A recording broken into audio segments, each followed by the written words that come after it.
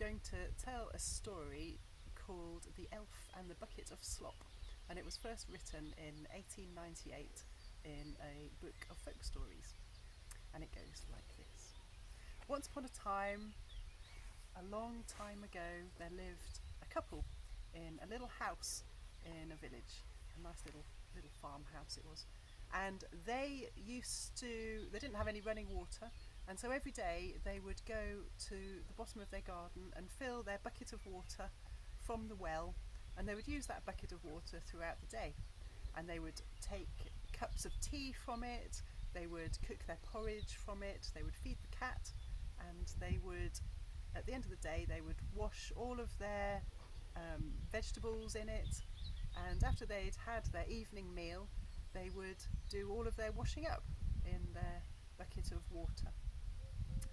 And the gentleman would call the bucket of water the slop bucket by the end of the day, because it was indeed full of slop. It was mucky and greasy and really quite disgusting.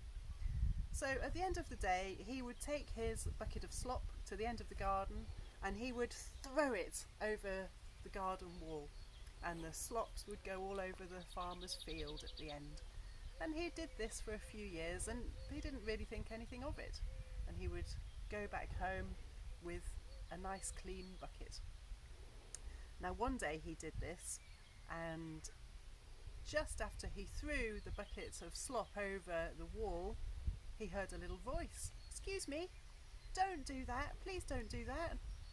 And the gentleman looked around and he looked and he couldn't see who was calling to him.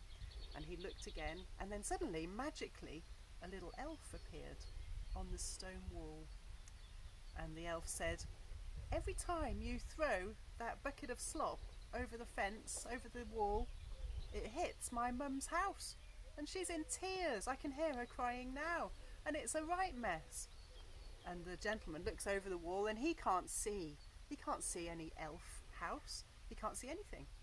And so the little elf boy looks at the gentleman and he says, "Why don't you stand on my feet? If you stand on my feet, you'll see what I see." And so the gentleman looked down and saw that the elf had really big feet, much bigger than a normal boy's feet. And the elf boy looked at him and said, "Don't worry, it won't hurt. I am a super person after all." So he stood on the little elf's feet, and as soon as he stood on the boy's feet, a new world appeared in front of him, and beyond the wall he could see a little town where the elf people lived. And it was a perfect little town with lots of lovely houses and gardens, apart from one house. And one house was covered in grease and covered in carrot tops and potato peelings, and inside you could hear the lady crying inside. "It takes all day," said the elf boy, "for my mum to clean the mess, and the fire goes out every time you throw the water down. Please can you stop? It's really upsetting us."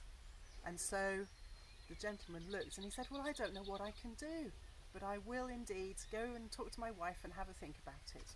"Oh, please do, and I'll come back tomorrow and I'll find out what you've done," said the elf boy. And so off he went, and as soon as the gentleman stood off his feet, he could no longer see the village, but he knew it was there. Now the gentleman went back in to see his wife, and he had a discussion with her about what they could do with their bucket of slop. And they talked and they talked and they could not think of anything that they could do with it. So the next day they got their bucket of water from the well as usual, and then they fed the cat and they made their porridge and they had lots of cups of tea, and they did their washing up at the end of the day. So they had a big bucket, and it was just as mucky and just as greasy as it always was. And both of them went down to the bottom of the garden, and they were just about to heave it over, 1, 2, when the wife said, "Stop! I've got an idea. Why don't we put the slop bucket at the front of the house instead of the back of the house? That way we won't hurt the village, and we won't interrupt the fires, and we won't make a mess of the beautiful house." And the husband said, "Oh, that's a good idea. Let's do that." And so the wife went indoors, and the gentleman took the bucket of water, bucket of slops, and he took it to the front of the house. And he was just about to throw it over. 1, 2, 3, and he stopped. And he looked over the garden fence.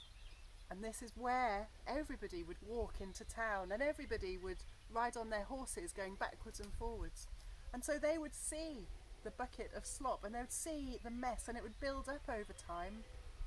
And he didn't want people to get mucky shoes, and he didn't want the horses to drag carrot toppings through the village. So instead of doing that, he hid the bucket of slops underneath a rose bush. And so he hid it under the rose bush, and he covered it up full of leaves. And he did this every day for a year. And during that time, the rose bush grew from strength to strength. And then he decided to put his bucket of slops underneath where the sunflowers grow. And the sunflowers grew taller than they'd ever grown before. And as he went around the garden with his bucket of slops, the flowers and the plants that he grew bigger and better. And in fact, he grew the biggest pumpkin he'd ever grown. And so they won lots of competitions. And so they decided that the bucket of slops wasn't actually buckets of slops after all. And they called their bucket of slops compost. And they discussed this, and they realised that it was one of the richest things they could ever do, and they could ever put into the land. And they all lived very happily ever after, because the elves didn't have their houses covered in slops anymore, and the happy couple managed to grow some of the best plants and the best vegetables that they'd ever grown. And I think now is a time of renewal and of putting fertility into the soil. So now is a time to think about what you do with your compost and what you do with your slops. And also about compromise, and about if you are disturbing your neighbours or if they're disturbing you, time to compromise with what is happening out there. So anyway, enjoy your compost and enjoy your buckets of slop.